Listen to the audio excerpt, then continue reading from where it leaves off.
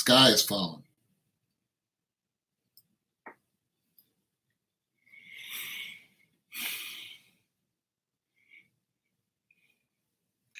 The planet is on the brink of nuclear war. The powers that be have decided to, what's up, JoJo? Not a funny vlog today, man. You're trying to push the button on us, JoJo. Trying to go to war, World War III.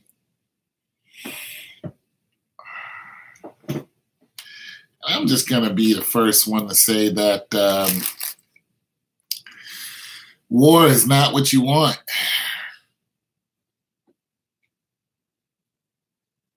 But we're so hell-bent on blowing each other up. Why? Because it thins out the population? Because war is good for profit?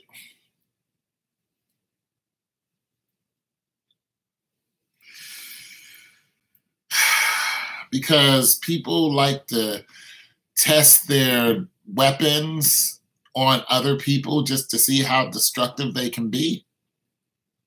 Hiroshima, Nagasaki. Tuskegee experiment. Hitler.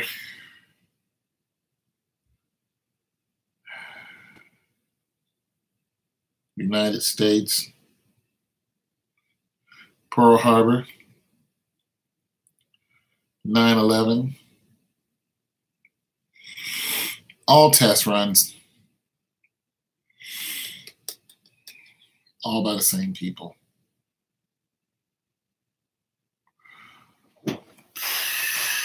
When they ask what is war good for, the answer is money, less people to feed,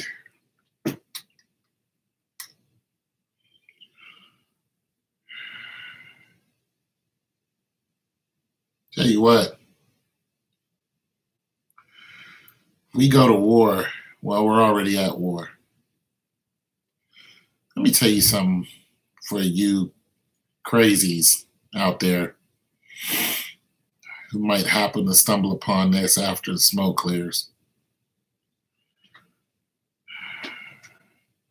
Believe this or not, God has already talked about this. He said there's going to be war. And nuclear war, pretty much. By fire, he said the skin is going to melt off your bones. And that's exactly what nuclear bombs do.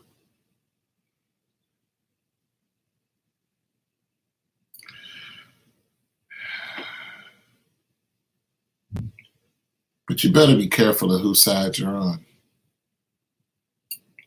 You may kill a bunch of people and you may reset the Earth's population back to maybe a few thousand people who you deem is worthy.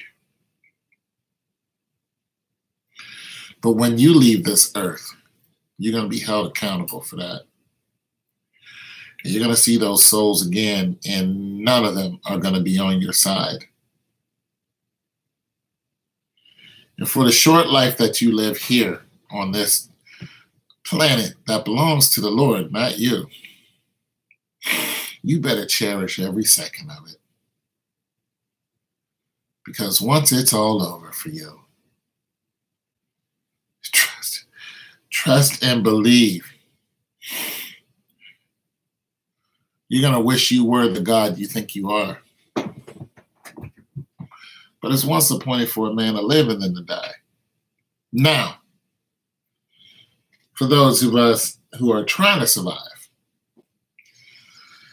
you know, I thought about that today, about the nuclear war that is pretty much impending. Went out and got me some extra water, got some extra jugs of water. I suggest you guys do the same, because 2 or 3 days without water and that's it for you. There are some people who can actually live a long time without water, but if you're not one of those people, especially if it's hot, if it hits 98, 90 degrees, 85, 90 degrees, you need water. You need a lot of it. I suggest you guys go out and get yourself some extra water. The water that's running out of your faucets, if it's drinkable, start saving it. Plus, you're going to need water for your body. Listen, there's nothing wrong with keeping extra water around anyway. You know what I'm saying? If nothing happens, you got extra water, I don't see where the problem is with that. So if you got yourself a basement or, some type of storage area, get yourself some water, Even if you have to leave your home, at least you got, some water with you. And trust me, that could save your life right now. Another thing is, so what I went out and bought is bought a couple lighters. You know what I'm saying? Because you never know. I don't smoke, but I bought some lighters. Also, I went out and bought me some rubbing alcohol. Now, this is part of my little kit that I'm going to have around the house, just in case it fits his to sham, but you need stuff anyway. So what I plan on doing, because the truth is, if a nuclear war hit here, boom, I'm gone anyway. But if the power goes out, which it has here before, and the water goes out, and you can no longer buy gas for your car, then you're pretty much, back to the Stone Age. However, there are things that you can use to help you get by. Now, some of those things you need might be just a regular common flashlight, but flashlights need batteries. Run out of battery, no more flashlight. Now, there are other luminescent materials that you can use that run by the sun, and they're cheap. They're not expensive at all. You can go to Walmart and get yourself some luminary devices, help you see during the night. I suggest you guys start looking into that stuff. But like I said, it doesn't cost a lot for this stuff. It doesn't cost a lot of money to go out and get a couple cases of water, or to get some jugs and start filling some water up and keep it in your basement. It doesn't cost a lot of money to get yourself some Band-Aids, some gauze, just a safety pack. Now, another thing, ramen noodles, excellent. Only thing about buying noodles and stuff like that is you got to watch the bugs who also eat what we eat, including us. So, stock up on some dry foods, mostly canned goods. So I started buying canned goods about a month ago because of all this nonsense we've been hearing about. And now it's at a point where the president has bombed Syria, and this is just a bad deal. This looks like it's just going to escalate. We've been exchanging wolf tickets with Russia, of all people, for the longest time, and now action has taken place. They bombed Syria. When I tell you that God loves you and to stay prayed up, I wasn't joking. That wasn't a joke. That wasn't just something for me to say. Because you don't know when you're leaving this planet, and the way it looks like they're trying to escalate that. Now, America is a superpower, but we are not the superpower. We're not the only superpower out there. You know what I mean? So we just can't go around bullying people and think there's going to be no retaliation. Another problem with America is very arrogant. This is a very arrogant country. We think if we have the bigger gun, then we can win. But the problem is, once the bullets are all spent, you know what I'm saying, then you have to deal with the mass numbers of people who you pissed off. And I've said this again, Rome had the same problem. And eventually they came for Rome and defeated them in the West. But you are my concern. America is not my concern, because America is going headlong the wrong way. And they're going to do what these Zionist Jews tell them to. But your soul is my concern. You know what I'm saying? All this stuff that's happening, God is already in it. Most people won't make it. However, the the revolutionists, this is true. Most people won't make it. But you know what revolution is? Some people have a chance. Not everybody is going to disappear. It just isn't going to. If everybody disappeared during a nuclear war, and God knows that there's going to be a nuclear war, then he would have nobody to come back to. But yeah, it's going to be, it's going to get bad. And I think it's going to get bad real soon. And I'm hoping it's not. But however, when the power goes out, and the power will go out, when you start hearing them sirens, and you will hear them sirens, trust and believe it's going down in the worst way. A nuclear blast, of course, wipes out hundreds of thousands of people within an instant. You know, if you're one of those people, then you don't have to worry about going and getting canned goods and Band-Aids and, you know, duct tape and things along that line. Not to mention the radiation.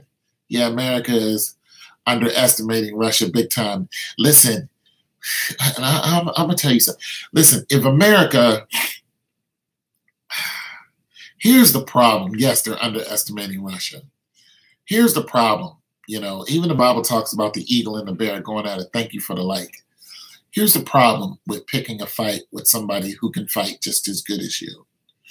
Here's the problem with this. When you pick a fight with somebody who can fight, and you know they can rumble just as good as you, the problem is there's other people that get involved. This is the problem. When one person fights another person, next thing you know, that family is enemies with that other family. And then it just rolls on, rolls on, and rolls on. And then you have something like, you know, gang fights, and yada, yada, yada. And pretty soon you just don't know who started the fight or what we're fighting for. And it's years and years of fighting. Well, in this case, the two people are fighting are two of the biggest people on the planet, selling wolf tickets to each other. Russia flying bombers, you know, over territory that pretty much belongs to the U.S. And they did that last year. They flew 2 supersonic bombers, you know, and it put, you know, America and their other countries on high alert. And now we went ahead and bombed Syria, and we blamed Syria. Listen, Syria been fighting Al-Qaeda and ISIS, but America made ISIS. America made ISIS. They're the ones who gave ISIS all of their equipment, all their trucks and stuff they're rolling around with. They're all America stuff. We gave them that because we wanted a war to fight, because war is profit. But you know when war isn't profit? When everybody is going up in smoke. Now they figure they'll go and hide in their bunkers and, you know, play with their colliders and all that other stuff. And, you know, there'll be, you know, maybe a couple million of them hiding in some bunker. Hi, you're from Lithuania. Hello from Lithuania. How are you? I don't believe I've ever spoken to anybody from Lithuania, but I am glad you're here. And if you have some insight, we are more than happy to hear it. Nonetheless, so the problem with going in the revolution is I am in England, Britain, and I know that no one will win World War III. It will end up like, yeah. See, no one will win. There'll be millions and millions and billions of losers, but people will survive. There will be still people here. I've been to England before. There will be people here. In the off chance that one of those people are you, in order to help survive is the reason why I was saying get yourself some water, get yourself a survival kit, get yourself some illuminary devices, and protect yourself the best that you can. And another thing is you're not going to be just fighting against the elements. You're not going to be just fighting against the nuclear fallout. You'll be fighting against the animals and the bugs and all that other stuff too. That's highly, highly possible. Like some of those movies are pretty much on point. The Day After and all that other stuff. The one with Viggo Mortensen, where, you know, and the other one with I forgot to do where people were eating each other. Yeah, a lot of that stuff it can pretty much go down just that bad. So I'm not sitting here saying that, hey, we're all going to, you know, survive this thing. The majority of us will not be here. What I'm saying is I think there's going to be events that happen before the bombs go off. I think that there's going to be a culling of people who they deem that are not worthy or worthless, and we're pretty much going to be on our own. I think that the gas lines are going to cut off, and have mercy if they do in the middle of winter. I think that there's going to be mass evictions where they're going to tell you to leave, the area that you're in. When we saw a fireball over I don't even know how it's called, Kaliningrad, that was when we will understand that it happened. We had unprecedented amounts of military equipment being shipped to the city port of Klang. I don't know how to say that. I'm sorry. Everyone ready? Well, it looks like it's about to go down. Listen, the best thing you can do is stay prayed up. Like, this isn't the time to be frolicking after, loose women and men out there on World Star Hip Hop, trying to be famous. This is the time that you get your head together, you buckle down, and you get ready for whatever the hell happens. This is the time that you quit arguing with your neighbor, because they might be, the person to help you get through this. And like I said, Kroger's is open right now. The streets are not closed right now. The banks are open right now. Get some money and go down there and start buying some supplies before they close the stores and before the stores get raided. I'm not telling you to drive down there 90 miles an hour to your nearest Walmart and raid the whole damn Walmart. I'm telling you to get yourself a couple cases of water, get yourself some alcohol, some lighters, get some canned goods, especially canned goods. I am really concentrated about my neighbors. I am really concerned about my neighbors. Everyone should be concerned about your neighbors, because your neighbors can easily become your enemies, or they can become your good friends. Okay, and I mean that. So if you got neighbors, I ain't telling you to go over there and wash their feet. I'm telling you to stop arguing with them, because it's useless. It's pointless. Don't fight with them. Listen, if there's a piece of grass that they want and, you think it's yours, say, look, it isn't going to matter. You know what I'm saying? God bless you. Here's the grass. Knock yourself out. That's what I'm telling you. Even if it doesn't fall down, make yourself a better person today. That's what I'm telling you. I'm strongly advising that, because you're going to need it, because you're going to have a lot of enemies. And it's not like they have something against you, but it's going to be you versus them. That is going to happen, all right? When they start tossing these bombs around, these lights and all this power that we have is going to go away. Your human rights is going to go away. Everybody is going to be for everybody. So it's good that you have a team with you, you know what I mean? I live by myself, you know what I'm saying? But you better believe that, I'll probably find somebody to click with and use whatever talent I can to help get by.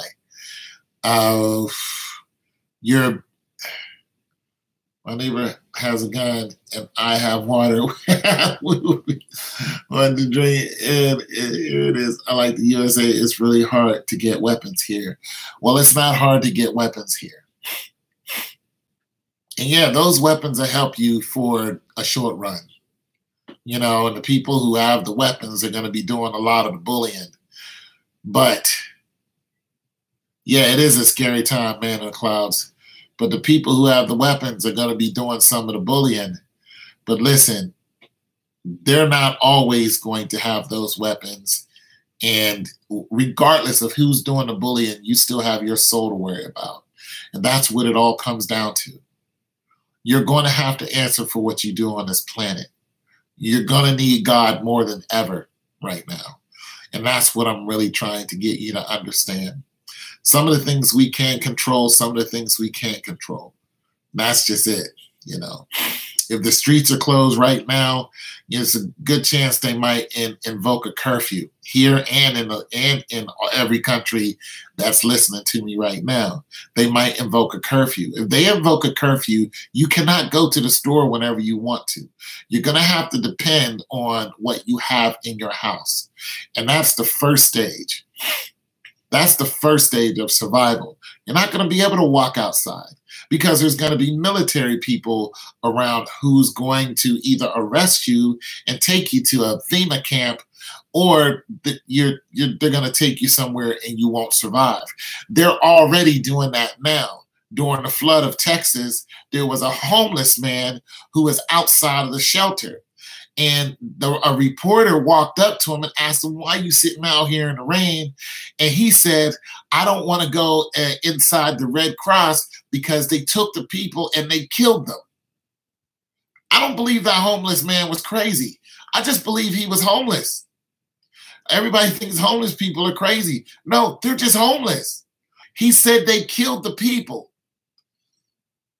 I am a prepper, but Britain is island, and this will be one of the worst places to be, as there's over 60 million people on this island. I will sail away into the sunset, away to Paradise Island. Yeah, that's all bad. But I don't think everybody on that island is going to up and die. You know what I'm saying? And that's what I'm trying to say with the tree emoji. That's what I'm trying to say. We have lines of survival before any bomb ever drops. It could get bad before any of that ever even drops. And then the dropping of the bomb depends on where you're at. I mean, if they drop a bomb on America, I'm sure they're going to hit too close to where I'm at because there's a military base here. I would be happy to be vaporized in a nuke. It's really bad if you survive because there will be cannibals and all hell will. This is very true. All hell will break loose. There'll be some civilization. There'll be some civilized people, but it won't be as many as the uncivilized. And that's the problem. You know what I'm saying? It will be a lot of uncivilized assholes running around taking advantage of everyone. I don't know if there's any women on here, but a lot of you women who are these very independent, you know, I can do it on my own. Well, this is not the time to be that way. I got a gun. I'll just shoot them in. Nah, you might want to get together with some male figures, and you ain't got to sleep with them. But if you got some brothers and cousins, you know, you might want to start calling them up and see how far you live from them, because it might be a pretty good idea that you guys map out a situation where you can get to them in time. So this is not the time to be a man can't do nothing for me. You're going to want a man to help you out. That's just it, and that's all. You know what I'm saying? This is not the time to be on that, you know, stupid stuff. So anyways, yeah, I can't stress that enough. When it comes down, all of the women will be owned and put in line. It's that simple. Yeah, listen. When it comes down, these women, listen, there's going to be two types of women. There's going to be the women who are already smart enough to know that they're not going to survive on their own. For one, they probably have children, and that's going to be a huge burden for them. You know, it just is. They're going to have small children, and they're going to be these single mothers out here with these small children. Well, those children are going to be a huge weight to you, and the Bible talks about that clearly. You know what I'm saying? You know, the Bible talks about how bad it will be for to actually have a spouse and a family, and when you go back for your family, you know, they're going to be gone. Like the Bible speaks about how this is going to be a bad situation.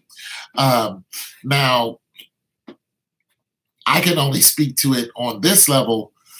For any other type of woman is going to be the tone, subtone.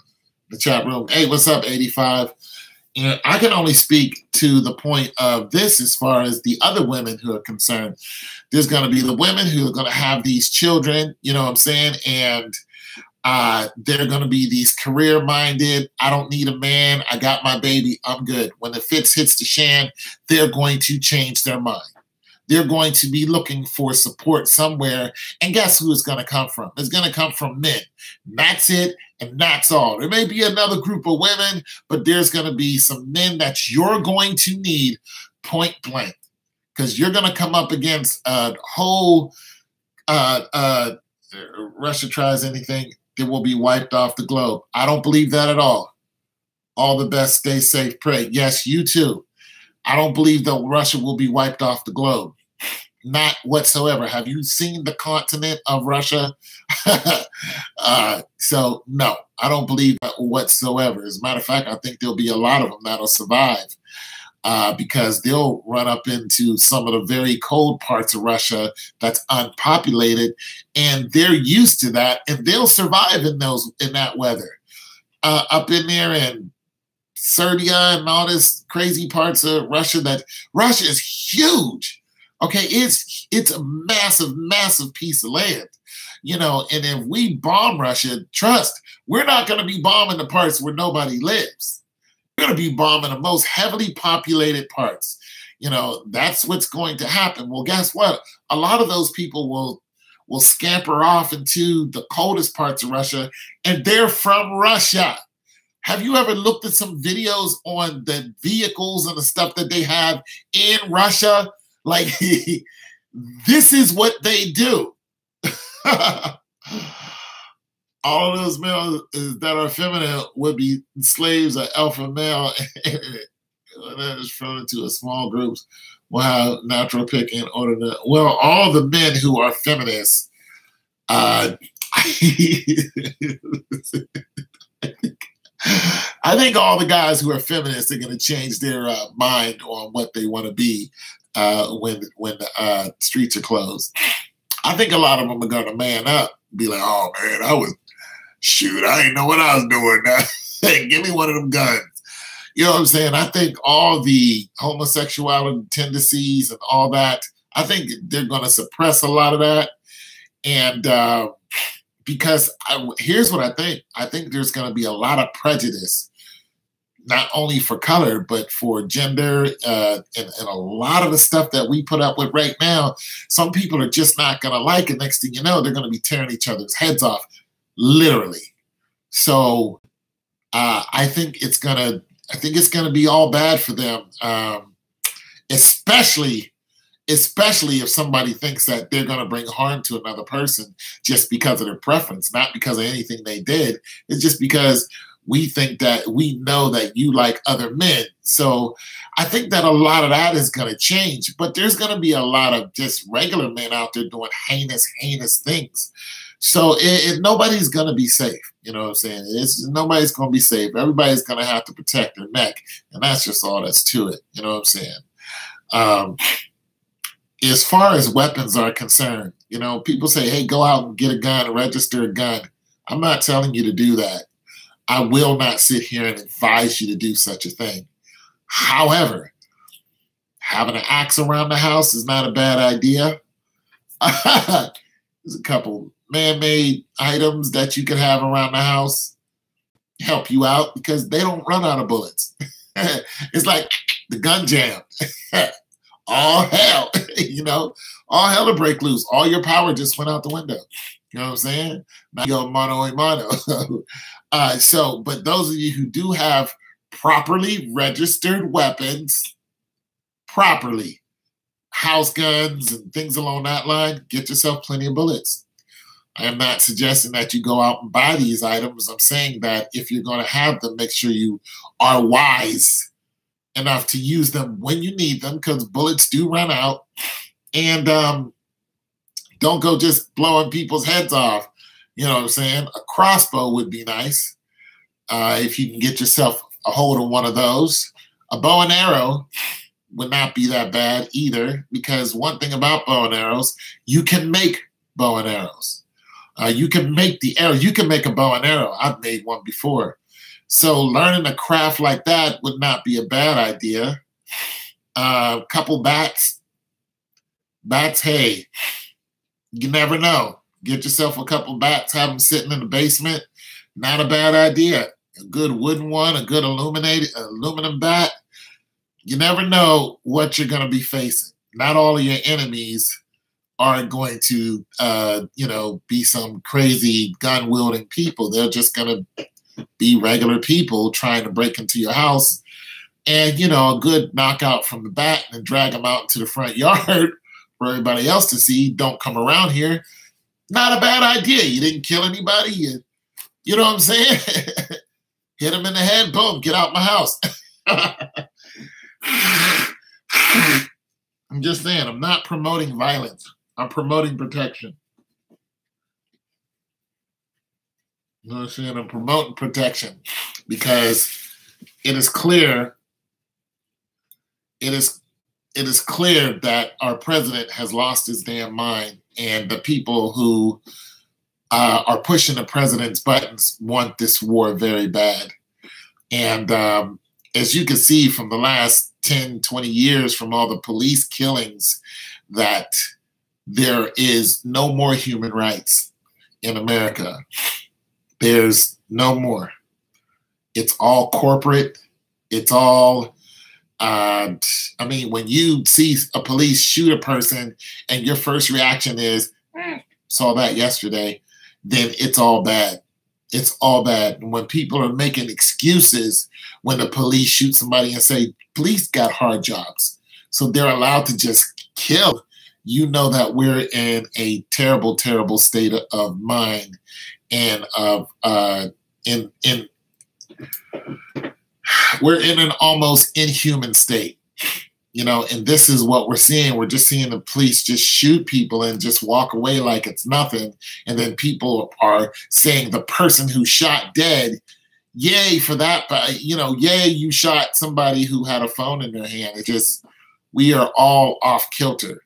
And the people who are the powers that be, the corporate people who are running this planet, they don't care about you.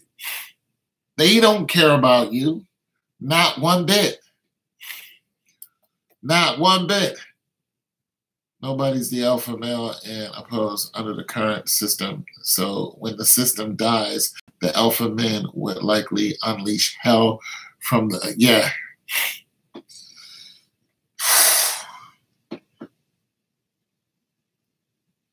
Unleashing hell is exactly what will happen.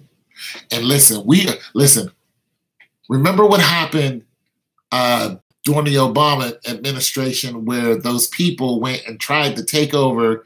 They were in Denver, and that the militia went and took over a federal building. Ran up there, them crazy white folks went up there, took over a federal building, right? Now, they let that happen for a short while. Now, the reason why they took over that federal building is because they were talking about the government taking their land. But the way they went up there and did it, it was hostile. You know what I'm saying? They went up there with guns, kicked the people who worked in the federal building out. This our building now. I think they were farmers. So they were just hostile, period. But they didn't kill anybody, but nonetheless, they were hostile. And if that was a group of black people, it would have been mass murder. Nonetheless, when the government warned them to leave and then finally went up there and took the area back, one of them died. And the reason why this crazy dude died is because he just didn't want to give himself up, turn himself in, and he charged at the federal police and they blew him away. With his family in the truck, and he gets out the truck, he reaches for his gun, they just dusted him off. Like, that guy didn't have to die, but nonetheless, he died. See, the militia, there are 15 groups of militia in America that I know of. They're not just up in Michigan either. A lot of people think, oh, there's a huge militia, and no, they're all over the place. And they want the government to be shut down. You know what I'm saying? They're looking for the government to be stopped. They hate the government. They hate the federal government. They can't stand them. And they are weaponized to the freaking teeth. So when you talk about men who are going to unleash hell, that's a group of men who is going to unleash hell. And this is not a racial group. This is a group that just has always hated the federal government. They come from a long line of Tea Party, whatever. And, you know what I'm saying? They always hated the government. Their fathers, their grandfathers, their grandfather's grandfather always hated the government. That's how they grew up. Boom. And this is what it is today. Those men are going to unleash hell. Trust me, they're going to come out of the woodwork. And the government knows about them. They watch them all the time. They run around with AK-47s and AR-15s, and they have weapons that they've made up, and it's terrible. If they come into any of the cities that, you know, where people are actually left and trying to survive, they will take over territories. Trust me. When they come out of these woods, these backwoods that they're in, they will come with heavy firepower, and they will kill anything that moves. And I strongly believe that. I strongly believe that. So when you're talking about the alpha males, that's who you're talking about. Yeah, and that was when they had food and water. Just wait until there's nothing. Many people have a lot of built-up tension just waiting for their moment to rampage. Yeah, when you're talking about raging against the machine, you're talking about the militia. And like I said, this is not a racial group you're talking about. You're just talking about a group of people who hate the federal government. And they will unleash every bullet they want on someone just for saying boo. It's no joke. No joke.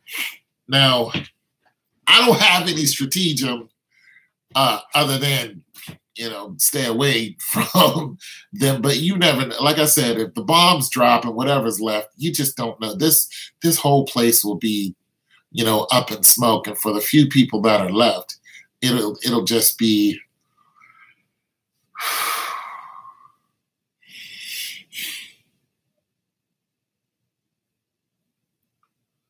it'll be horrible. Mad Max Thunderdome will have nothing on what we'll see. You know, Charlton Heston, they blew it all up. Planet of the Apes. You know, all those movies that they keep making, you know, about, you know, stuff like that. Listen, I've never looked at those movies and thought this couldn't happen. I watched every single one of those movies with the reality of this will happen. This is why I tell you at the end of my videos and at the beginning, stay prayed up. Get yourself the word, get into the word, get yourself around a group of people who pray and have some AR-15s, but no, who definitely pray, because you just never know. The worst thing I fear is the meltdown of the power station. I suggest you look at a map to see where they are near you. That is a great suggestion. But see, I live next to a military base, so I already know what's going to happen. They're already doing stuff over here that made my eyebrows go up a year or so ago. You know what I'm saying? One of them is, now one of the things that they just got done doing was they built a, and it's not, you know, and I would love to go outside of the fence and take a picture of this thing, but I don't want any attention being drawn to me like that. They just built a solar panel, a big solar panel power grid right out here, a big solar panel thing. And you know, and when I saw that, I was like, okay, solar energy, you know, but when you look at it now, it's just like solar energy might end up being that and, you know, water energy. I mean, you're looking at like some of the things that are tertiary energy sources becoming primary energy sources. Like if a nuclear war hits, let's just look at it like this. If a nuclear war hits and blots out the sun for a year or two, plants die, yada, yada, yada, then the dust and the smoke clears, and, plants start surviving, people are still here, whatever, because you see a lot of these movies where the sky is gray. That, I really think that can happen. And I'll get into another reason why that can happen. But anyways, so all that goes down. Next thing you know, your energy source, if you don't have a power grid, which is, I understand what you're talking about, is going to be solar. Okay? It's going to be solar. I mean, if you have a situation where all the nuclear plants are gone and we're not, no longer depending on that, you're looking at solar energy 100%. So when I saw that, I'm looking at it like they're not only are they using solar energy, but they're probably studying it on a long-term basis. You know what I'm saying? Which is, it just doesn't surprise me. There's been a lot of other military activity, not necessarily here, but within the country, that just makes your hair stand up on your head, because you're like, where are all these? And for those of you who don't know, I'm ex-military. So you're like, where are they taking all these guns? And where they did like all these tanks? They were moving all these tanks across country, and I think they were moving them into the South. And just a whole, like a train full of just tanks and vehicles, just huge. And then you see a whole line of them like going down the highway. Listen, as an ex-military, let me tell you something. When they say you do more before 9 o'clock than most people do all day, that's an understatement. When 9 o'clock hits, we think it's 12 o'clock in the afternoon. We think that it's lunchtime. Okay? And it's just 9 o'clock. All right. We can go out to an area where there's nothing and set up a whole football field full of tents and have breakfast and lunch cooked and ready and eaten before 9 o'clock in the morning. And we've done it. All right. Set up GP larges, GP mediums, GP smalls, be weaponized, the whole nine, and camouflaged, where you don't even know that we're there before 9 o'clock in the morning. They can move a whole battalion across a whole country without you really noticing. And you'll just be thinking it's just a regular convoy. The military is on some whole other stuff. Trust me, they can do it. And trust, if they want to corral millions of people, they could do it easily. Easily. So I'm just letting you guys know, once the military starts getting involved in things and they start, telling you to don't come outside, that's when it's going to get all bad, because they have the power to do that, regardless of your numbers. They have the power to do that. Trust. It's a very scary thing, and it's a very possible thing. 90% of the nuclear power plants are in the northern hemisphere. The South is looking good. Yeah, I didn't know that. I never even studied where the nuclear power plants are. And here's the thing, the revolutionist. Your information is refreshing, because I don't know a lot of these things. A lot of things that I've learned in the military, and I still remember from the military, the tactics and how they move and when they move and the commands and stuff like that. That's a lot of the laurels that I would start banking on if the fifth hit the shan. If I was a survivor of, and even before. Sailing away to paradise, right? And or before it, what I'm saying? Those are the laurels I would go back on, my military training, and I haven't been in the military in 30-something years, but nonetheless, you just don't forget some things. Gas masks and all that other stuff, that's very real. That stuff could really come in handy now. If you look back at the Hiroshima and Nagasaki, and when we blew them up twice before the emperor finally gave, you look at the survivors of Hiroshima and Nagasaki. As a matter of fact, that was in 1948. I mean, it's only 2018? I mean, that was how many years ago? Somebody do the math on that. 70 years ago? That's still a lifetime for some people. There are people still alive when that bomb hit. You know what I'm saying? But when you look at how they survived, and and some of the things they do, I wouldn't say that we're doomed. I don't think that everybody is going to be leaving this planet. Prodigy. Big ups to Prodigy, by the way. I don't think that everybody's going to be leaving this planet. But I do suggest that, we look at how they survived when those nuclear bombs hit. Of course, there were, millions of people who lost their lives and then the after effect of that. But it just doesn't hurt to get some knowledge on what can happen. And trying to survive the best you can, It just doesn't hurt to be aware of where you're at and, where your family is. My family lives, pretty much all of my family lives near military bases. I have a very military family on my mother and my father's side, So, I'm military, my father's military, my sister, my nephew. A lot of people in my family are military. So that can't help some of that military training. But for those of you who've never been in the military, a lot of stuff we've done, you can look on YouTube and learn.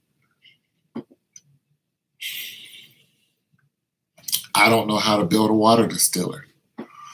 But I'm a damn well be looking at it on YouTube. You know what I'm saying? You never camped out before, it wouldn't hurt to go out and learn how to camp out right about now. Set up a tent, build a tent, build a hut. It just doesn't hurt to learn this stuff. You may not go out and do it right now, but to build a clay hut out of just nothing. I saw a guy do that on a Facebook video, and I was fascinated because he literally took mud and water and built a hut out of there was nothing there. And he was in the woods, and he took some mud and whatnot, had a fire going and built clay bricks. And by the end of the doggone video, he had a whole house, and it was heated. He was, and the fire that he had was under his floor, and he was laying on top of the floor, and the whole thing was heated. And he didn't, listen, all he had on was a pair of shorts. It's Bilderberg trying to manipulate this nonsense and wars. Well, I don't think nobody's trying to anything. You have to know that because you distill seawater and drink it. It's basically converting steam into water, and it's simple once you know. Yeah, valuable things. Yep, we got to know basic survival skills. Exactly. I don't know how to say your name. Good. I'm gonna just call you Good. Yeah, exactly. We need to know basic survival skills. Now, there's some survival skills I know. You know what I'm saying? I can cook food just about off of anything. There's some basic things that I pretty much know. I know how to fire a weapon. I know how to shoot a bow and arrow. I used to hunt with a bow and arrow when I was a kid. My stepdad taught me. So I was out there 8, 9, 10 years old in the cold shooting at rabbits, out of trees, and squirrels out of trees. So I know how to do some of that stuff. But some things I don't know. The scientific stuff, I don't know. I'm like an Indian, you know what I'm saying? But the science stuff, I don't really know. So I would need to learn how to, distill water and things along that line. And it's just a good thing to learn, people. We don't know who's going to survive. There might be, there's 6 people on here now.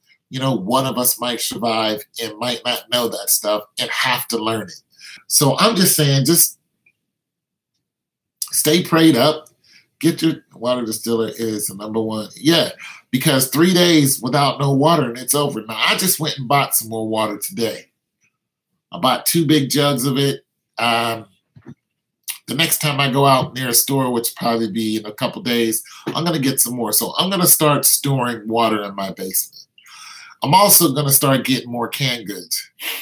So I have some canned goods, not a lot, but, I'm just going to get some basic vegetables and stuff. And I really like raw vegetables, but I'm going to start getting just a bunch of canned goods, so I can, hello to everybody who just joined. I'm going to start getting a bunch of canned goods together, and I'm going to work on that. And I'm going to put a bunch in my basement because I don't think anything's going to be able to get to them. And so I'm going to do that. So I'm going to have a whole pallet of just canned goods in my basement, just there, just for, anything that goes down, to give me my, my basic food groups and stuff like that. Now, military has something called MREs, which are meals ready to eat, come in a packet. Not very good, but they keep you alive. So there's that. I'm not, they say, get yourself some noodles and things along that line, but you got to watch that stuff because everything eats it. Bugs eat it, and you don't want to be flooded with bugs. Also, another thing, insect repellent, things along that line definitely help. Cleaning materials, Clorox and stuff like that, that helps. But you can get some cleaning material out of just the acidic forms of some of the fruits and vegetables, especially oranges, is very acidic. So nonetheless, knowing how to make some of that stuff definitely helps. And like I said, some of the clothing material, basic blankets and stuff, a lot of that stuff you can take and actually have it condensed into a pack. You know what I'm saying? So you can have like a lot of clothes and have it condensed and have it wrapped in plastic. Doesn't cost much at all, as a matter of fact. And you can have that also sitting in your basement and it just not be touched. No bugs are running in and out of it, and things along that line. And it could just be like that for a good while. Yeah, things along that sort. I really think that if it did hit the fans, a lot of us would be driven out of our homes. But if you're driven out of your home, at least you'd have some, some things to take with you. I'll tell you another good thing to have if you don't have one is a bike. A bike is a good thing to have. A good, steady bike. Well, Big, listen, I hope you're right. I hope you're right. All I'm saying is the president bombed Syria.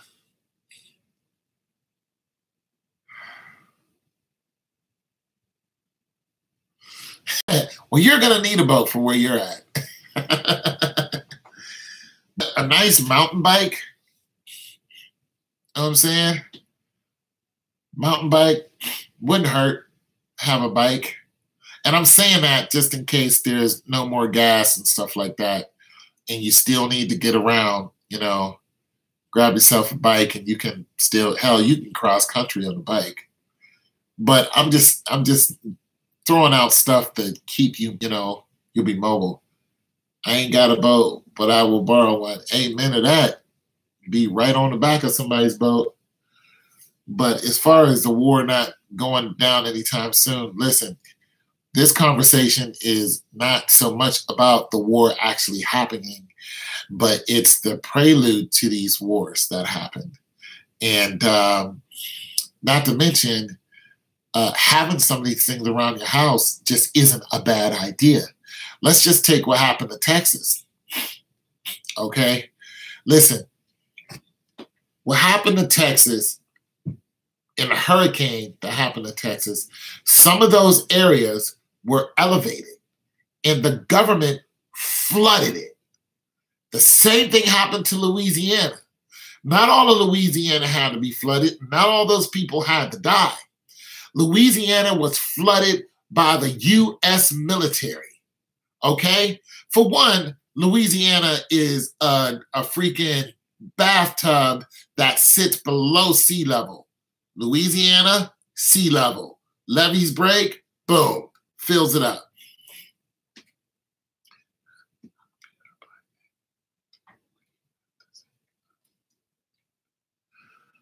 I am not sure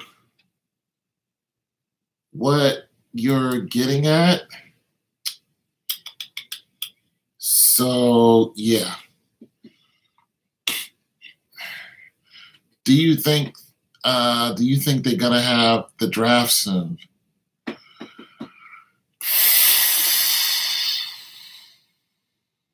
What kind of question is that? Yeah, I erased them. Yeah, I'm not having none of that. I'm not having none of that. I sound racial and I didn't like it, so I'm not doing any of that at all. All right. So, question was, do I think they're going to have the draft soon? Now, the draft I think you're talking about is the military draft. And I gave my opinion on this in a video last year. I said that the president is going to have,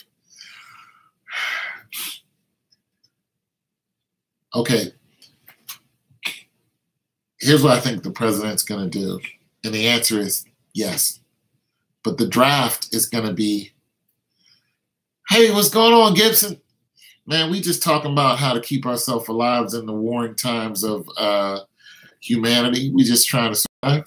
But here's what I think about the draft. Let me see who asked me that. Good asked me that. Okay, so brother will war against brother. It's already happening. It's been happening. And now the government is promoting it. So here's what I think is, and if you don't believe that, just look at Arizona and the 250 soldiers that are lined up along the wall to keep the Hispanic people out. Those are weekend warriors, all right? Some of those people are Hispanic, all right? They probably came through Mexico into America, the revolutionary. I wear my 4 kids and all of this, but I have trained them well. Yeah, they have watched many survival videos, and that is a wise thing to do. And as far as the draft is concerned, what I did was I said that America, like the Roman Empire, has been fighting on too many fronts, and they created a lot of enemies, including the enemies within the country. Now, I'm just not talking about America. I'm talking about America, France, England, Britain, and all the allies. You know, we go out and war against these nations, and people, you know, they don't come back from that. Now, I believe now also America has a problem, not only America, but there's a huge problem with a lot of those countries that they invaded have turned around, and now they're invading them. Except they're not invading them with, you know, sticks and, you know, knives and whatnot and killing. They're just pouring into the country. You look at the Asians that pour into this country, the Africans who are pouring into this country, the Hispanic people, the Mexican people, and so on and so forth. It's crazy, and I'm not just talking about this country, but they're pouring into the country, and this is one thing that the president and presidents have issue with. So as far as the draft is concerned, the one thing I thought of that the president might do, because there's so many people coming into the country and he can't stop them from coming to the country, is he might have them register in some sort of facsimile of a military, kind of like a weekend warrior, and then send them back to their country as a citizen of America. Brother warring against brother. It just makes sense to me. If you have the Syrians and, you know, the who are trying to get into these countries. Remember, there's a mass exodus of them, and a lot of them trying to get into these countries, and they didn't want them in here because they said that they're troubled people and they're doing all this other stuff, and, you know, wars like that. And it's like, you know, here's what I'm thinking: you're gonna let some of those people in. I mean, there were 250,000 of them. I'm thinking you're going to let some of those people in.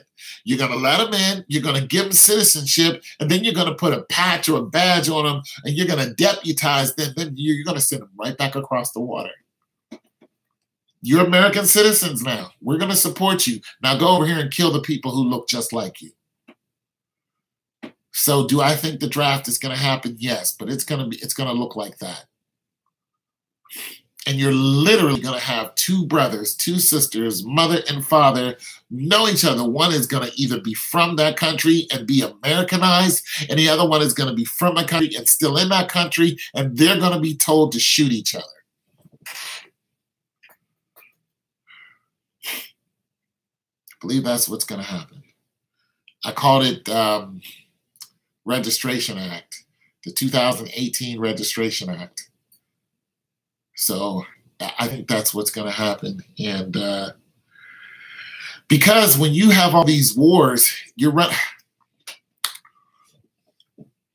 In 2002, Pat Tillman died, right? 2000 what? The dude from the Arizona, the Cards. When he joined the military, and then the military killed him. And then in 2009 or 10, there's a military presence flying over football games, right? Hold on for a second, guys.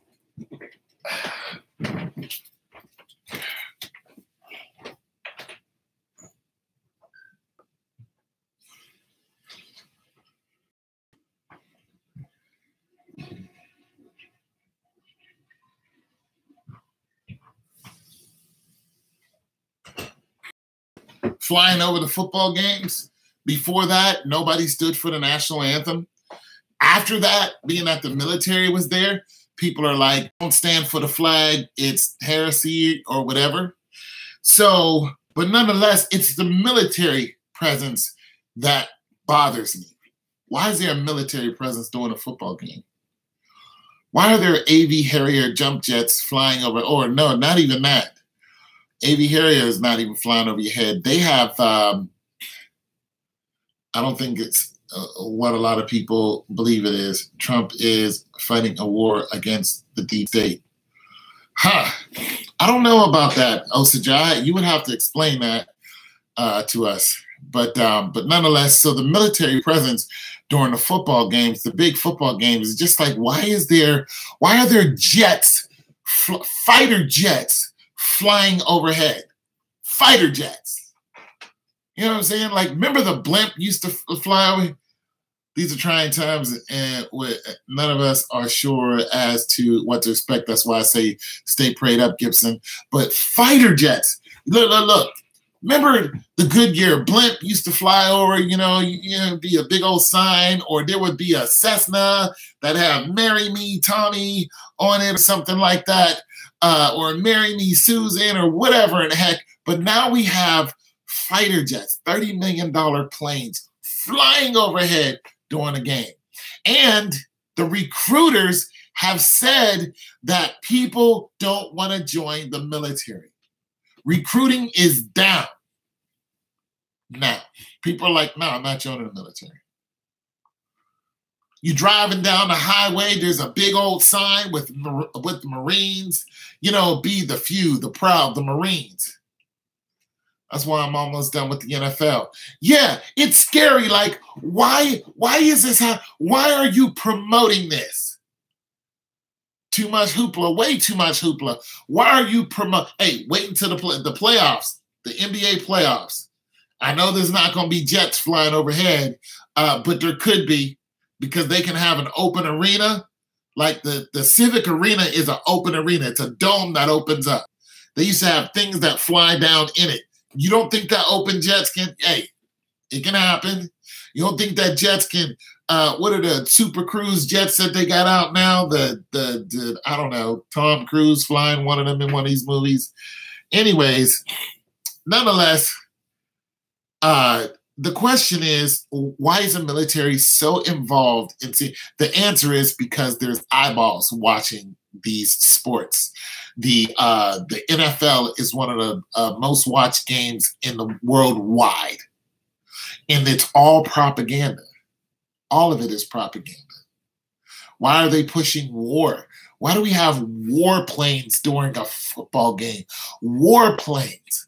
Really? America? Warplanes? Weapons of destruction? I mean, why? You know what I'm saying? Like I could see the Blue Angels or whatever they're called. These guys that fly these planes and they do these little loop-de-loops. No, that's not what's flying over the freaking stadiums. You're talking about war. I forgot the name of these planes that are the name of them. The newest one, you know, that Lockheed Martin built. I forgot the doggone name of it. Anyways, but these are planes for war and they're flying. It just makes no sense.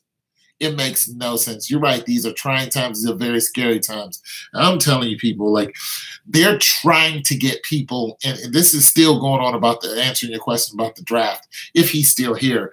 They're trying to get people to enter into the military, but people don't want to go into the military. And they have all of these. Russia has 5 5th-generation fighters. Yeah. America has, you know, I'm gonna look this up real quick because this you guys can bear with me.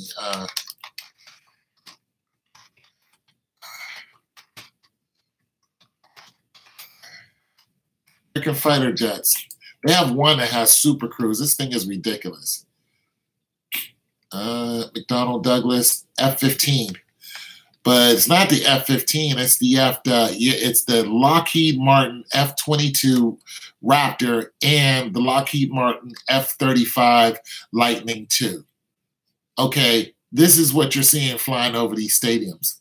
A Lockheed Martin F-35 and F-22. You know what an F-22 and 35 can do to someone? I mean, it's ridiculous the power these things have. And the thing about the F-35 is the F-35 fighter jet, the reason why it's so deadly is because it has the ability to mask itself from other fighters, meaning you don't even know it's there. And it can hit you from long range 2 to 3 miles away. So you don't know that this fighter plane is in your area until one of your comrades' plane suddenly blows up. Not to mention it can hit super cruise speeds. You know, Mach whatever, and it does it with ease. Instead, it doesn't have afterburners. The afterburners are, you know, where it makes the plane go faster, but nonetheless, it uses up huge amounts of fuel. Well, the F-35 doesn't have that problem. It has super cruise where it uses very minimal fuel to do it. So it can cross countries in no time. And it's just ridiculous the power that these things have. But we're flying them over football games. Yeah, this is what I want my little 5-year-old girl to see. A freaking plane that can take out half a city with one shot. Hey, honey, look at that right there. This is what we're playing with right now. Yeah, Russia's got, you know, Russia still has the MiG-28 series, and, you know, I don't know what it is now. It's something else now. But Russia's got, man, Russia has super cruise bombers. They have supersonic bombers. I mean, just drink that in. This is a thing flying at Mach whatever, and it's a bomber.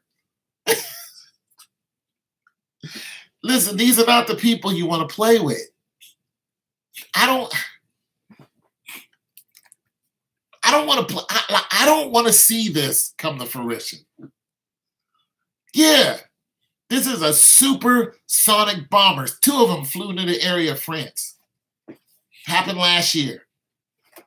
And America went on high alert because they did that. 2 of them, not 1.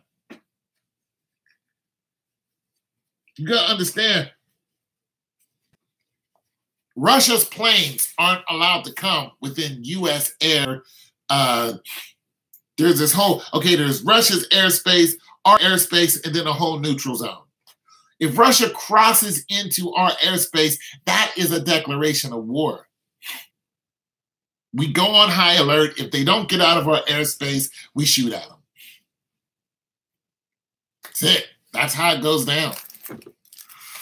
That's how it goes down. That's how all of us can go up in smoke.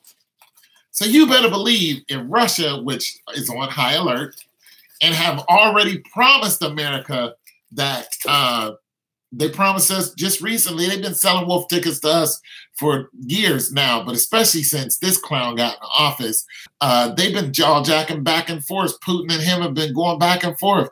If you do that, we're going to do this. You know, Russia, their general issued us a fair warning like 6 months ago. And he was like, if you come anywhere near Syria, there will be a retaliation, yada, yada, yada. Because Russia has Russians in it. They have 700 and some odd troops in Syria. So they're like, if you bomb Syria, we're going to, you know. I want to think of Canada not getting involved in the bombing of Syria targets last night.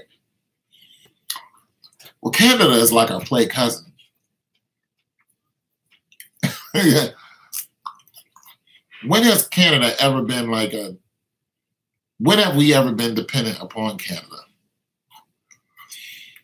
Russia's F-50 and F-57, the 6th generation stealth fighter. Russia stand up and demonstrate their power. Then the West will regret pissing them off.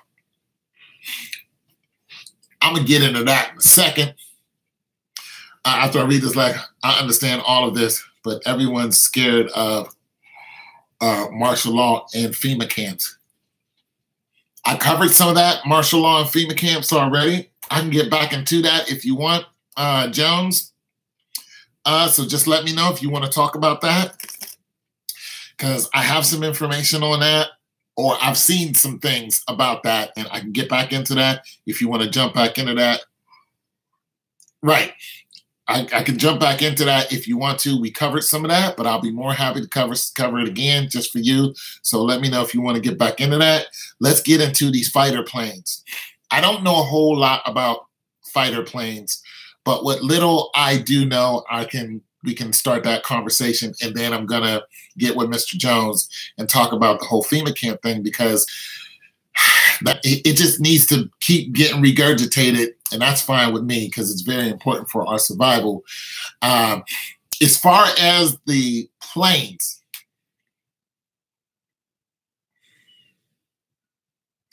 yeah, it's going to be a scary. It's already a scary time. So real quick, as far as the planes are concerned, the revolutionists, Russia builds planes. Unlike America, America wastes a lot of money on these airplanes. But and especially some of these planes are very flimsy when it comes to flying. You know, just like they're fast, but they slow down, they ain't knocked over, and bam. Okay, Russia, you know how Russia built their planes? They build their planes kind of like tanks. The thing about the airplanes is they don't use as much material on their planes as we do. It's just like, why? I mean, their planes are so sturdy. Yeah, Russia and America will go to war. Yeah, we know it. Their planes, what about Britain? What about Britain, X? I mean, when you talk about Britain, the British and the English, I always think of the Navy. Always. And the reason why the English and the Britons have such a good Navy is because of the English Channel. If you can't sail in the English Channel, which is very rocky waters, then guess what? You can't sail. Then guess what? You're in trouble. So they always had a dope Navy. So when it comes to them, you know, we're going to be dependent on their Navy. I don't know what we'll depend on Canada for other than their land. I can see a bunch of people, you know, fleeing out of Detroit and running up into, you know, or coming out of New York, you know, and then running up into Canada, crossing the border and going up into the Adirondack Mountains. I've done that before already. It's a beautiful place. So I can definitely see people fleeing from America, running into Canada and heading north. I can see that. As far as the FEMA camps, I think FEMA's already killing people. I think that when the levees were broke during Hurricane, yeah, this is true. I think when the levees were broke that happened in Hurricane Katrina. It was murder, you know, because the military did that, and Bush flew right over it and saw all those people dying. They knew that was going to happen. The hurricane didn't do that. They blew those levees up, and when they blew the levees up, all those people died.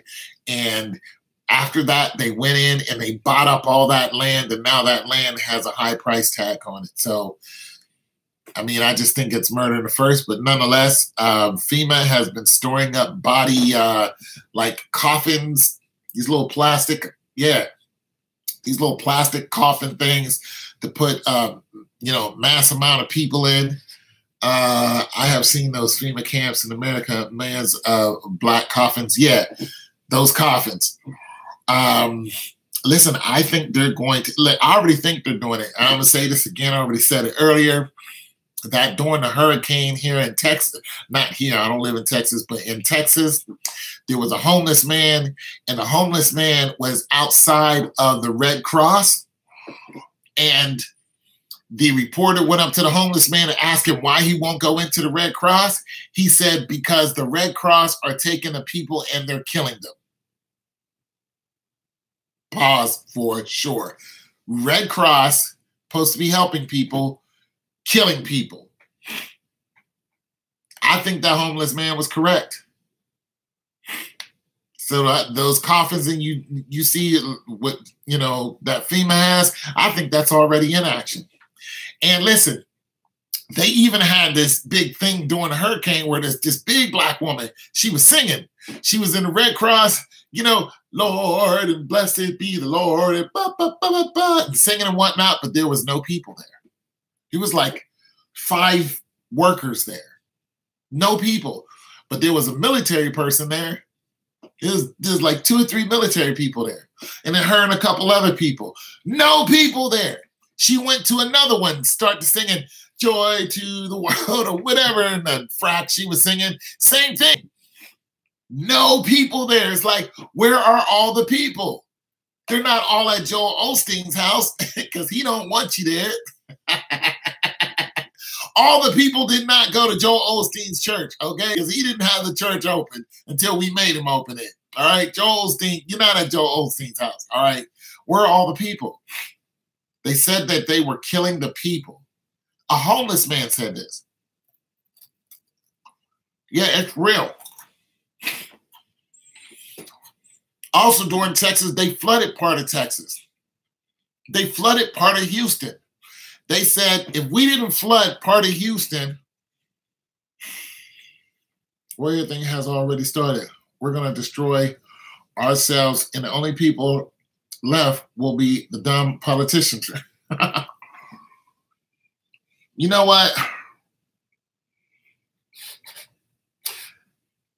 I think stupidity has caused so much, you know, murder and anarchy and harm to people that it's just stupidity is just something that's just not going to go away.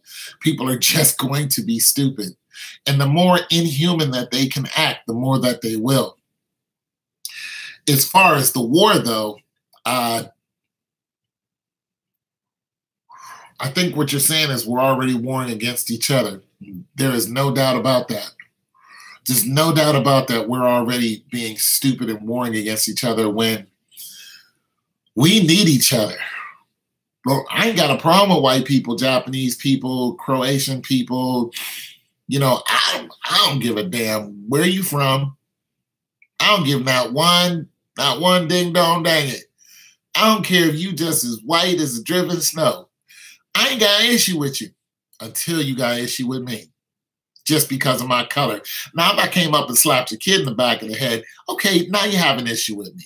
I get that. You know what I'm saying? Kid probably deserved it. But nonetheless, every now and then, you know, tap a kid in the back of the head, get off my property. No, I'm just kidding. But nonetheless, I'm just saying, I don't care what color you are. You know, even Indian people, they don't like us, but they don't war with us. You know what I'm saying? The only people that really don't like us and war with the black people are crazy European white people. It's like it has to happen. It's like, I don't have no issue with you, dog. I mean, you guys make some cool stuff. Can you just do that? You know what I'm saying? I learned some stuff off of y'all. Can you just cut it out? They can't cut it out. Yeah, it is. Tribalistic. But there are some warring tribes that learn that, you know, we got to cut this out. It's like some white people. Sometimes I just want to go to some white people and be like, you know what? Come here. Bring it in. Come on, you can't shoot me when I'm doing this. Next time a cop wants to shoot me, I'm going to be like, okay. You need some love, buddy. Just a little bit. Bring it in. Come on. Bring it. I think if we start offering cops a hug, they might stop shooting us. I don't know. They might say, he was trying to hug me, so I shot him anyway. I don't know. I'm just not for this racial war that these people keep pitching. Yeah, I know. I'll get shot anyway. I was trying to show him some love and got it's messed up, you know. Hey, bringing it down, brother. He was trying to hug me, so you know I felt like I was in fear for my life because a black man was trying to hug me, and yeah, so I'm going on vacation. It's like it's just not gonna stop. I not need to, instead of trying to fight and argue, give some love. Thank you. Quickly, uses on the hate. Yeah, just get, you know, the next cop to stop me. It's all a quest for ultimate power. Yeah, but it's just pointless. I'm telling you, the next cop pull me over, I'm gonna be like, you need a hug? I'm like, do you need a hug? Because I can give you some love, brother, you know? Just a hug, just a little bit. You know, you having a rough day. I'm gonna tell y'all a story here in a minute. Hate feeds off on hate, so didn't giving anybody's hate. Let me tell y'all a true story. So I've had a lot of run-ins with the cops when I was younger, man. They just wouldn't leave me alone. True story, man. Police officer, off duty, coming down the street, cuts me off. And he did it in such a violent way, like, what are you gonna do about it? Usually when I get cut off, it's just like, but he like, I just like trying to start something.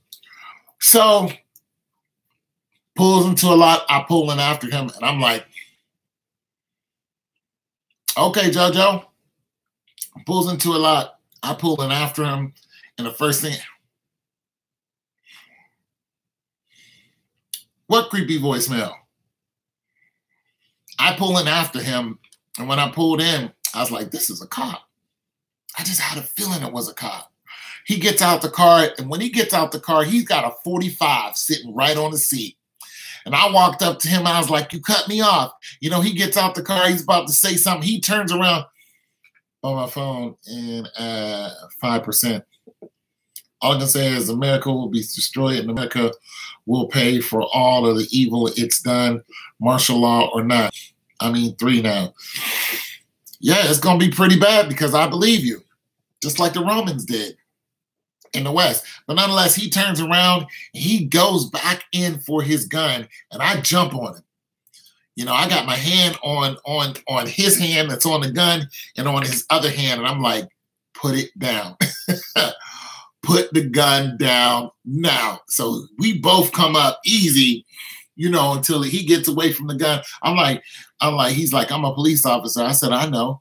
I said, but nonetheless, you're going to get somebody hurt out here. I think you should go home. He's like, yeah, I've been having a bad day. I said, listen, I understand, but I think you really should go home. You know, I could have beat him up.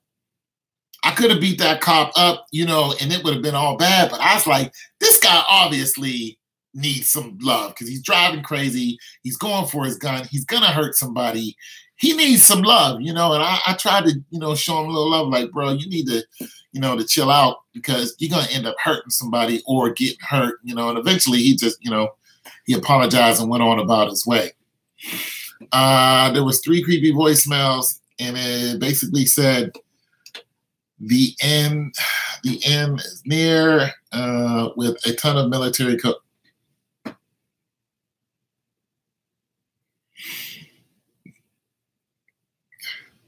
Bro, are you serious? Yeah, I had to show that cop some love. Yeah. Yeah.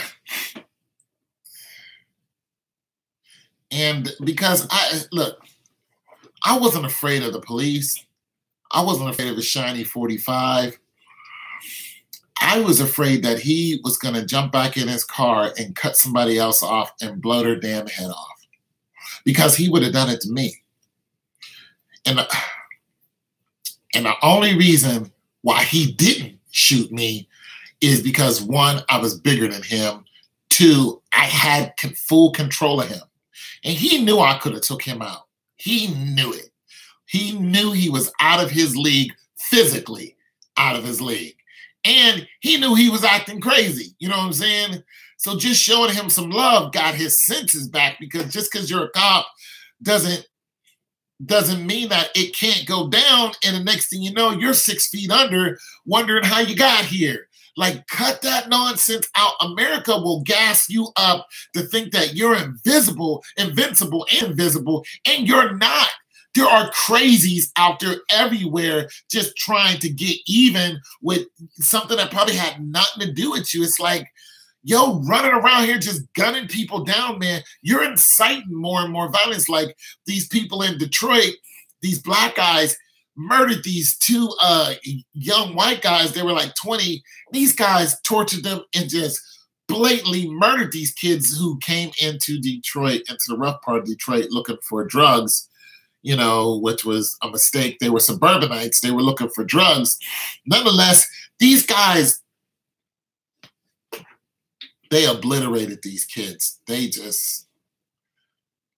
them real dirty, and they killed them. But in the court hearing, when they went to the sentencing, these guys had no remorse. And you know what they said? The one guy said, he said, I'd like to apologize to Michael Brown, Trayvon Martin, Tamir Rice, and he mentioned somebody else who had died by the cop's hand. And he said, because they got no justice. And he said, hands up, don't shoot, Black Lives Matter. In other words, they killed those white dudes simply because the police were killing black people and getting away with it. And they got sentenced to life. They didn't even care. See, when you act like a monster, you're creating monsters. Nature will always find a way. That's how nature is. You create. If you're out here shooting down people and children, you're shooting children. They shot a 4-year-old boy after they killed his mother right in front of him.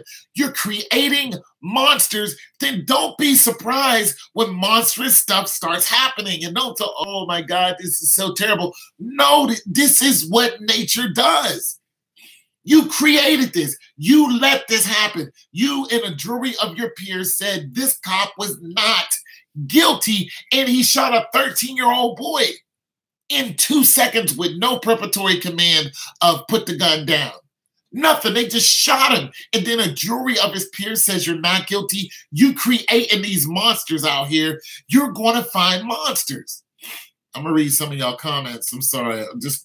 I'm just so passionate about the stupidity that people exhume and act like nothing's going to happen to them because we let these, you let these cops go free and just keep doing it and over and over, and the protest does nothing and nothing. And then you expect nothing to happen to you. Look, something's going to come out of that. You're going to get people who don't care about spending life in jail. They don't care. All they wanted to do was get even. 3 hots in a cot, I'm fine. There are people like that in this world. They better change the laws and take the cops who killed these people and put them in jail, or you're going to have more monsters walking the streets. Also had SOS danger or some stuff. Wow. The voicemail was a code, SOS emergency location point, Gibson. I forgot. Well, I haven't had any of this happen to me. Yeah, it's a ton of stuff. Wow, really? Huh. Oh, the fellow was going to get pretty bad just for couples. I truly felt I was going to have no choice but to keep him from, keep him from the gun. I made sure, and the thing about it is I didn't go for the gun. Because I could have went for the gun. When I saw him dip into the car, I immediately jumped on him. He went, I went for him. It was, we saw my size. He was like, oh.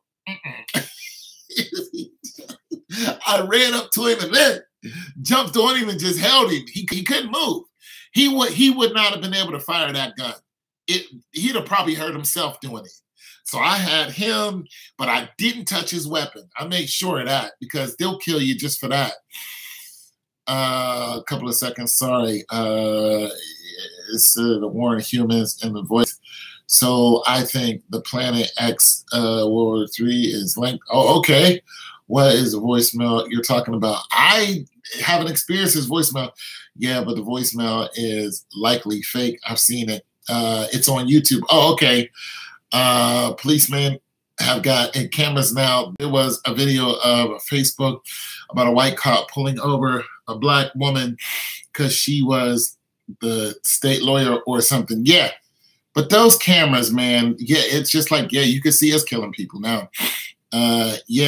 You create monsters, but they do that thinking where you're they think that they can't be touched. The voicemail was fishy, but it's pretty linked to World War. Man, I thank God he cooled off just enough not to do anything. I told him to go home to his wife. I didn't even know if he was married. I said, go home. He's looking at this big black guy who's the voice of reason. Who would have thought that would happen? We're supposed to be enemies. You know what I'm saying? The voicemail points to danger, April. Oh, my goodness. 18th. Huh. But I was the voice of reason. And, he could have probably tried to go for his gun again, but that wouldn't have fared too well for either one of us. It would, for one, it would have been unnecessary. Two, I would have attacked him again. But this time it would have been, I would have been in a fight or flight mode. And the whole time I was cool as a cucumber, because I didn't think that he was a danger up until I saw that, Glock 40, but I wasn't angry. So like when we, they want us to be angry when we see each other. And I wasn't angry at him, not even when he went for the gun. I wasn't angry at him. I was just like, this is stupid. I want to go home. You want to go home. Let's both go home. And we both made it home. And that was just that. I've talked to some cops because about a Glock. Yeah. Every 10-year-old saying, oh, that voicemail linked to the Fortnite. Oh, okay. I don't want to get got by the Glock. No, I don't want to get got. I've had Glocks pointed at me by police. I've been arrested with, 5 or 6 cops pointing guns at me. It didn't scare me. You know what I'm saying? And I could have been gunned down and they would have probably justified it in some crazy way. That didn't scare me. Them pointing their guns at me more pissed me off than anything. It doesn't necessarily scare me. What scares me is the uncivil cops. The cops who are inciting these race wars. The cops that shot Tamir Rice. Those cops scare me. You just shot him like it was nothing. The cops that just shot this kid, a month ago. Running away from them. That scares me. Regular cops, they don't scare me. You know what I'm saying? But these cops who are just high on themselves and think that God, they think that just because the court says that they're not guilty, that God is going to say that they're not guilty. They're going to burn in the devil's hell for murder. That's murder. That's not self-defense. I can see self-defense. You self-defense, somebody whipped out the jammy on you and start firing at you and you start busting back and they die, that's self-defense. You fear for your life, fine. The cop that shot the boys a couple years ago, shot him because he pulled off because the cop wanted to get him out the car because he didn't have his license. He's like, I live down the street. I'm just going to the store. Do you have your driver? No, I don't have my driver's license on me. I live down the store. Please get out the car. For what? What crime did I commit? Go ahead, look at my license plate, run my tags. That's the way procedure's supposed to go. I'm not supposed to get out the car, run my tags, give me a ticket if for driving without a license. I can prove to you I have one. I mean, it was just unnecessary. So the boys closed the door like, no, I'm not getting out. It's unnecessary. And so the cop reached and the boys put it in drive and the cop blew him away. Hung jury, cop got off. When you got these monsters on the street, you're going to get a monstrous reaction.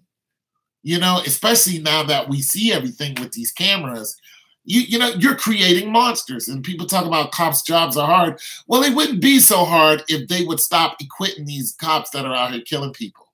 When the people feel like they're protected by the cops instead of fearing the cops, then it just wouldn't be that hard. Like, you know who the monsters are. You know who the guys out here acting a fool are. It's not the guy going to the store in his pajamas. That guy's not a monster. He doesn't deserve death. It's not the kid trying to get into his grandmother's house with a telephone. That guy's not a monster. You know, he might have been breaking in the cars, but that's not a monster. Get him for breaking in the cars. Big deal. There's car insurance, boom. We all keep going about our life. Take the kid to jail. Have him, you know, do 6 months for vandalism. That's not a monster. There are people out here, Ted Bundy and folk. They just gotta, listen, there was a woman who was just found in New York cut in pieces. They found her head in one place, her arm in another place. It's a black woman. They took her and totally dismembered her body. And what's really crazy is it wasn't done in the park in New York. They took this body, they took this woman, they killed her, they cut her body up, and then they went to the park in New York and put her head in one place, put her torso in another place, put her arm. Listen. That stuff is straight out of a movie. People, this just happened a week ago in real freaking life. They separated her whole body and brought it to a national park. It's not a national park, a state park, and spread it all over. Why? Who does that? What is the point of that? To incite more race? Come on, do you think a white person did it? That's the first thing you think of. A white person did this. And it could have been an alien who did it. But nonetheless, what's the first thing we think? Some white guy did it. It's the first thing we think. Just to incite more. For one, why kill her? For two, why kill her and cut her up? Three, why kill her, cut her up, and then bring her to a park where everybody can find her? What's the motivation behind that? If you have a disagreement with her, just leave her alone. But and then if you're going to kill her, which I don't condone, why kill her and then go through all the issue of cutting this person up and then spreading them all over? It makes no sense to me, except to incite more race wars. See, we are eating ourselves up on the inside. That if a war ever did happen and a couple million Chinamen landed in America, we'd be too busy fighting each other. It'll be the same thing that happened with the conquistadors and the Incas, the Mayans, and the Hopis and all those guys. It's the same thing. That's exactly what happened to the Quattropleuchi and, you know, Hidalgo and all of them. That's the same thing that happened to them.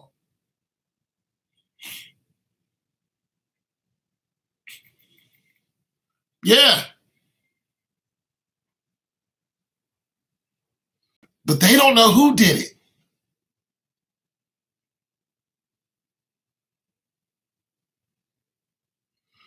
Well, that's a bad idea because you're going straight to hell.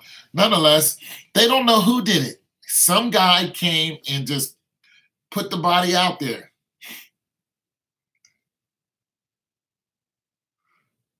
Yeah, XX, you need to chill, man. That's crazy talk. We're not having that. You need some prayer, bro. If you need somebody to pray with you, man, we'll pray with you because that's a horrible, horrible idea. But do I think that some white guy did it? That's the first thing that came across my mind. You know what I'm saying? Retaliation for something that some black person did to some white person, or just because. They didn't give too much information on who she was, because you have a lot of prostitutes that stuff like that ends up happening to them. They didn't say who she was. They didn't say she was a prostitute, so I don't think she was one. Hey, man, I got plenty of hugs, bro. I'll give you the bro up hug, too. I don't give you the soft. No. I don't give you the soft hug like, it's going to be okay. Nah.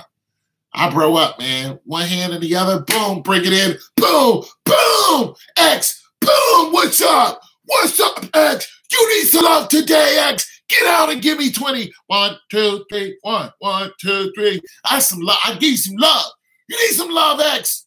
You need some you need to go to the gym, X. That's what you X, bring it in, X. Bring it in. Come get some of these pythons, X. Bring it on. You need some love today. Planet Fitness, meet me there at 10 o'clock in the morning.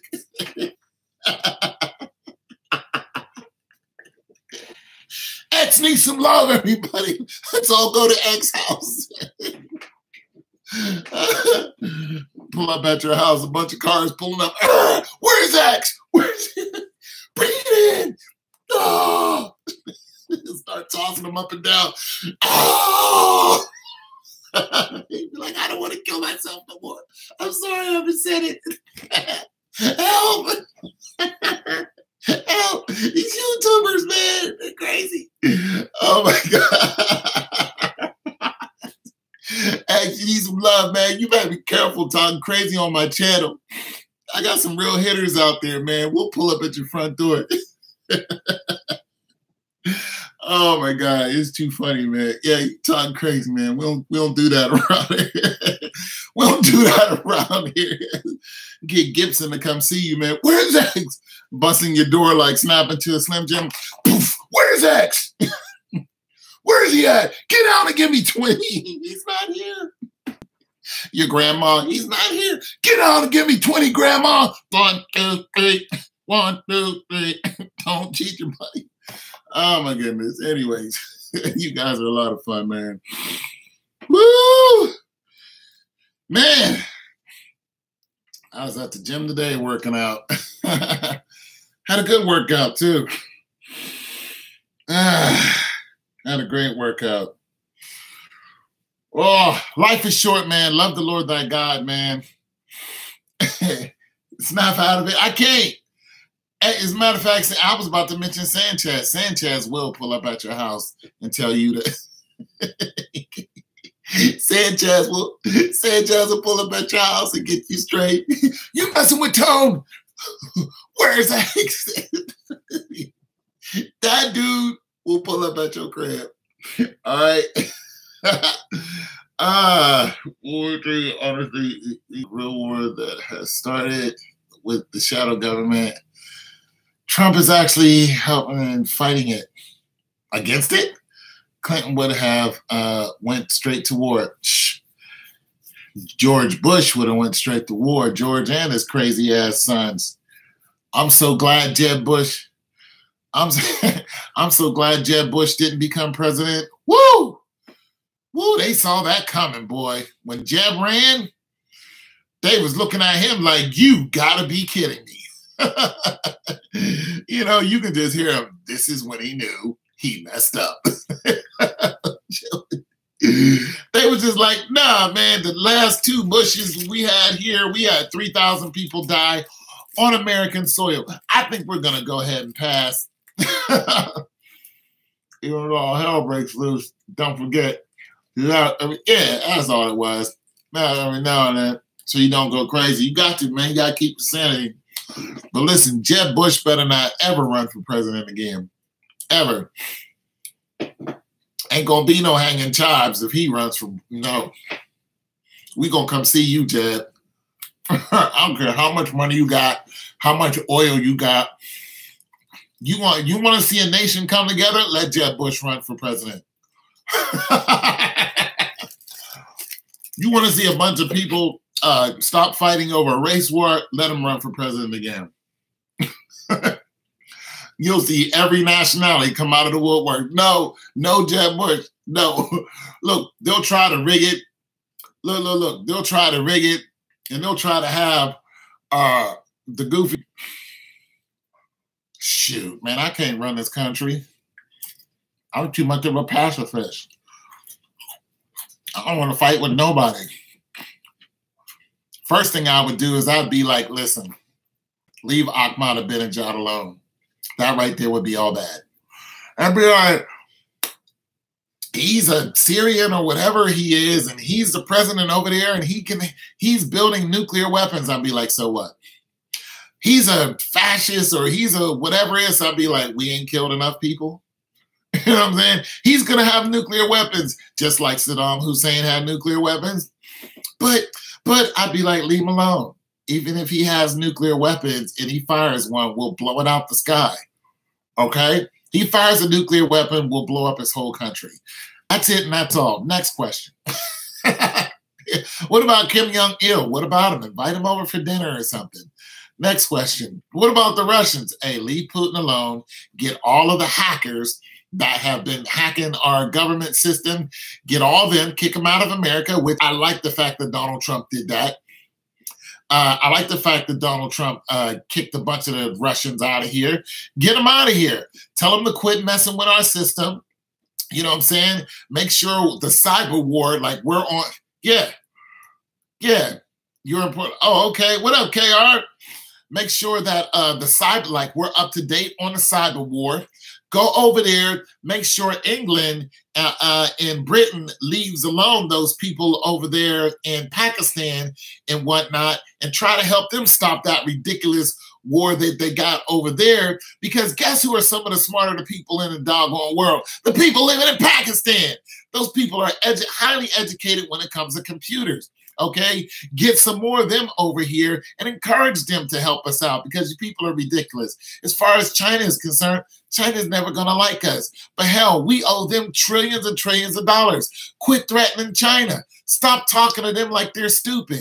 Have more conversations with their freaking president. As far as the police is concerned, tell the freaking federal police to do their job. Listen, the federal police have a... it's not an indictment, but they have a notice on how many police have been killing people. Look, they're not just out there killing black people, killing white people too. They're shooting people with screwdrivers in their hands. He's got a screwdriver. Shoot him. Shoot him with a screwdriver. This isn't getting out of hand, people. This is way out of hand. I would have every single one of those cops who've killed somebody within the last 10, 20 years, who've killed somebody, in a jail for them. Look, you're afraid they're going to go to jail and they're going to be mistreated? That's what happens in jail. But I'd be like, forget it. Send them to Guantanamo Bay, all right? Or send them off to war or something, since they like killing people. But hell, you know, then I get all the people who are in jail for nonviolent crimes and are doing life, for that all to be revoked because of the whole 3 strikes that freaking president, the one who played the saxophone and messed with Monica Lewinsky, that goofball, him and his goofy ass wife, who I would never choose to run for president. I'd be like, you guys have did a disservice to black people and Hispanic people and the poor white people, because you put him in jail for life for nonviolent crimes and just knowing where some weed was and all kind of crazy stuff like that. Get all those people, release them all back into the street, and get them places to live, because we owe them. I'd also do that. Also, I mean, As far as getting the animals off the street, as far as the Mexican people, I would be like, stop it with the Mexican people are all bad. Stop the nonsense with the Mexican people are all bad, because it's nowhere near the truth. There are people coming over here because there is a drug war in their country and 50,000 of them died in one freaking year. Okay? Cut it out. Some of those people are fleeing, and the closest country to flee to is America, all right? If they want to come over here and they want to be citizens, why not give them some citizenship or some temporary citizenship and help out the country? Now, are there some drug dealers and all that? Of course, but we got plenty of them here. Did you know that the legal laws only apply to birth certificates and not living men and women? See, there you go. There you go. But the trouble is with who? Razim? Who's that? But there you go. I mean, there's just some things that I would do. The federal police would be doing their damn job. They really, really would be doing it. If it was me, I'd be like, hell, I don't care about your race. See, listen, you notice how the spike of police killing black people went up when Obama went in office? They were killing people they killed a college kid for nothing. They was near his car and they didn't want his car to move, but he wasn't being arrested or nothing. And he gets in his car, starts his car, they blew his ass away on a major college campus for nothing. Like, those guys would be in jail for life. They'd be doing 25 to life. All of those cops who killed all those people. And of course, I wouldn't be president very long because they would probably assassinate me. But I'm saying if all things were love and were even and Superman had my back, then I would do something like that. Or if I was Superman and then I became president. Anyway, so you guys have been super. I'm really hoping we don't go to war.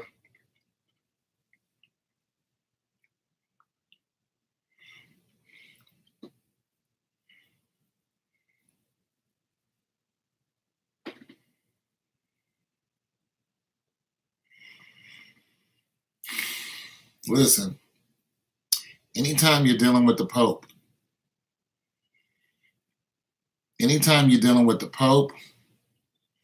or with the Catholic Church,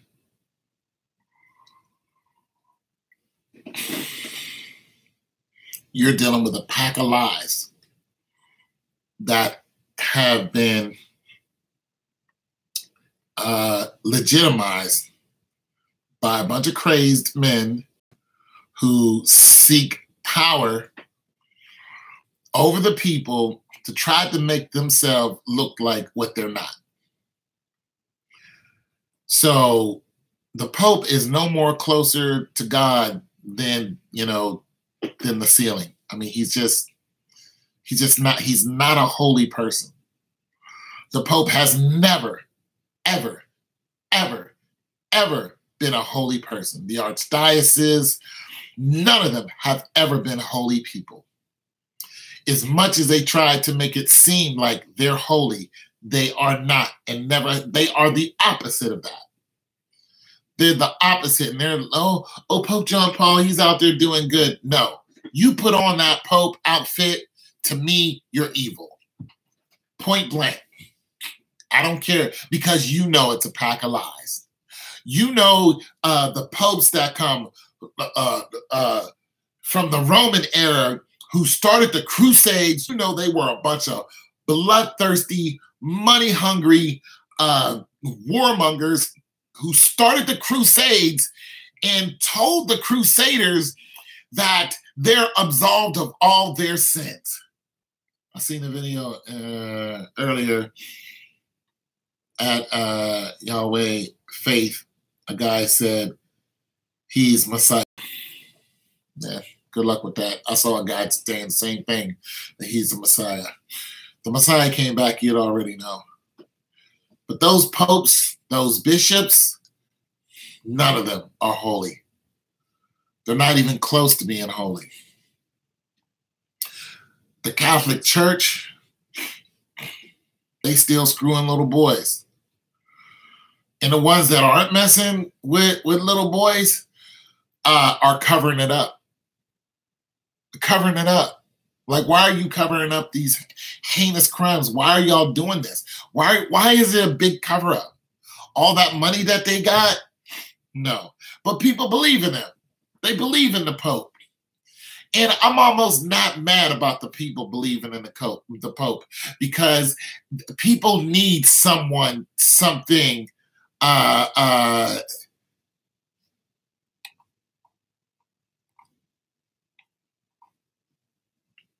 people are in need of something to believe in, I guess.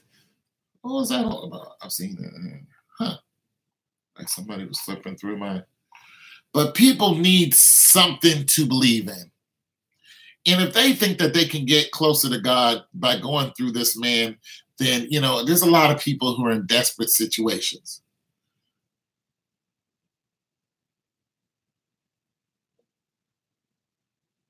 Why are you retracting all your messages?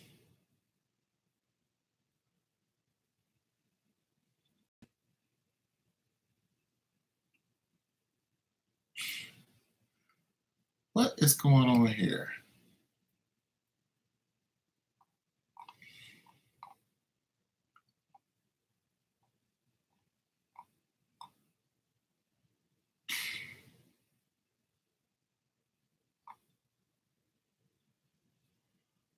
The Revolutionists, are you still on?